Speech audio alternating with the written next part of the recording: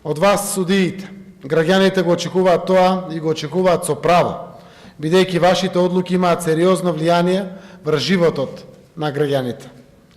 Бидејќи кога судиите не ги исполнуваат високите стандарди на интегритет, независноста и непристрасноста, кои што се очекуваат од нив, довербата се разнишува и до израз доаѓа вознемиреноста на јавноста.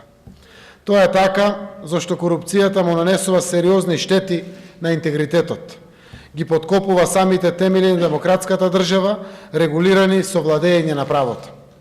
Како резултат на тоа, системот и институциите почнуваат да се распаѓаат и да ја губат и изгубат својата суштествена улога. Република Македонија се соочи со една таква состојба и закана. Правосудството беше оттргнато од прегратките на јустиција, божицата на правдата и беше фрлено во прегратките на политичката моќ.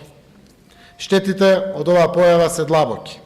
Сепак, прогресивните сили во нашето општество и здравите ткива во правосудниот систем го запреа овој процес и застанаа на позицијата дека судството мора да биде ослободено од стегите на политиката и дека неговата независност мора да биде признаена и загарантирана од сите гранки на власта. Почитувани, ова е моментот во кој се поврзуваат точките во моето обраќање до вас.